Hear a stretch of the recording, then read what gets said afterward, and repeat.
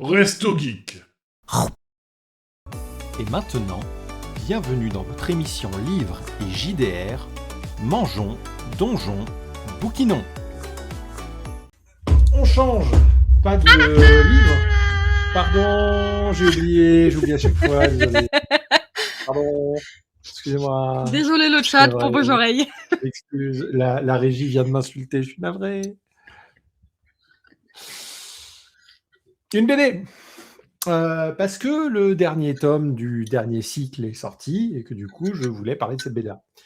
Si le design vous dit quelque chose, c'est normal. Didier Tarquin et Lise Tarquin, vous les connaissez probablement puisqu'ils ont fait Troll de Troie et l'Enfeuste de Troie, ainsi que l'Enfeuste des Étoiles. Si vous ne connaissez pas, très rapidement, Troll de Troie, c'est rigolo. L'Enfeuste de Troie, c'est génial. L'Enfeuste des Étoiles, c'est bien au début. La fin est à chier. Dommage. Mais bon. Et l'Enfeuste Odyssée, j'en ai pas parlé. L'Enfeuste Odyssée, c'est une suite à l'Enfeuste des Étoiles. Ça essaie de sauver l'Enfeuste des Étoiles et c'est pas trop mal. Voilà. Dans ma famille, on est des gros fans de l'Enfeuste. On a tous les bouquins depuis que je suis gamin. Et donc, ils ont décidé de faire une série full SF. Et je l'ai acheté un peu en mode allez, on va voir, en espérant que ça sauve un peu l'Enfeuste des Étoiles. Et plutôt bien. Donc, synopsis. C'est un grand jour pour la sœur Moni, la sœur dans le sens monacal du terme. À 18 ans, il est temps pour cette orpheline recueillie à la porte du couvent des nouveaux pionniers de quitter le nid et de trouver sa voie. À peine propulsée dans le monde extérieur, voilà que la jeune fille découvre qu'elle est l'héritière de l'UCC Dolores, un croiseur de guerre de l'armée confédérée ayant appartenu au légendaire général Mac Monroe de sinistre mémoire. Incapable de manœuvrer un tel engin, la candide Moni va se mettre en quête d'un pilote et trouve Cash, vétéran taciturne et désireux de changer de vie. Ensemble, ils prennent la direction de la frontière aux commandes du Dolores, un vaisseau au passé mystérieux. Alors, après l'Enfeuste, cette fois-ci, on a une héroïne, Moni, qui est là, et qui honnêtement pète la classe. Bon, clairement, il a un faible pour les rousses, hein. Je le comprends un peu, mais bon, il a un problème avec les rousses quand même.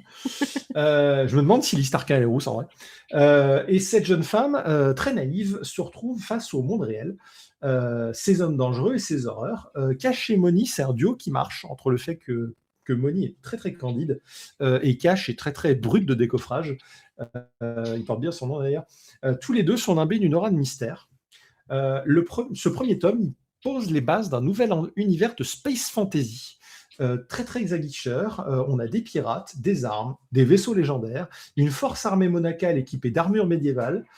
Esthétiquement, c'est beau. Historiquement, ça se laisse suivre. Ce premier tome, je trouve qu'il pose beaucoup de questions. Et je me souviens vraiment, après avoir lu le premier tome, d'un espèce de goût d'inachevé. Je me sentais pas satisfait après la lecture du premier tome, à cause du coup de cet effet de trop-plein de d'accord, mais qu'est-ce qui va se passer au final? Qu'est-ce que c'est que tous ces personnages? Qu'est-ce que c'est que tous ces lieux? Qu'est-ce que c'est que toutes ces choses? Et au final, il y a très peu de résolution. Le personnage principal étant lui-même pas vraiment maître de grand-chose. Là où dans l'Enfeuste, on avait le personnage principal, l'Enfeuste, qui faisait déjà partie de cet univers, qui maîtrisait le pouvoir de faire fondre le métal et qui en connaissait les règles, là, Moni, elle sort de son couvent, elle ne sait rien. Donc nous, en tant que lecteurs et en miroir avec ce personnage principal, en fait, on ne sait pas grand-chose non plus. Et je trouve que des fois, ça laisse un peu en mode ok, mais bon, qu'est-ce qu'on en fait? Bon, je vais présenter les autres tomes plus tard, mais je casse le mythe tout de suite. Fort heureusement, j'ai lu le premier cycle de 3 tomes et c'est une vraie réussite. Le premier cycle, il est vraiment très cool. Alors, l'auteur a décidé de travailler en cycle, ce que je trouve intéressant. Donc, le premier cycle, c'est les 3 premiers tomes, c'est-à-dire que les 3 premiers tomes forment une histoire qui se termine. Le tome 4 reprend la suite du tome 3, mais vous pourriez presque commencer au tome 4 en vous disant, bon, ces personnages, je ne les connais pas, mais c'est suffisamment bien écrit pour que vous puissiez prendre le train en marche, et au tome 6, un deuxième cycle se termine. Et là, le deuxième cycle vient de se finir. Je n'ai pas encore acheté le tome 6, mais j'ai le tome 4 et 5. Et c'est à ce moment-là que ma chère et tendre a appris que je lisais vite, puisque on avait acheté à la FNAC, on a fait 30 minutes de train pour rentrer chez nous, et j'avais déjà fini le bouquin. Bref.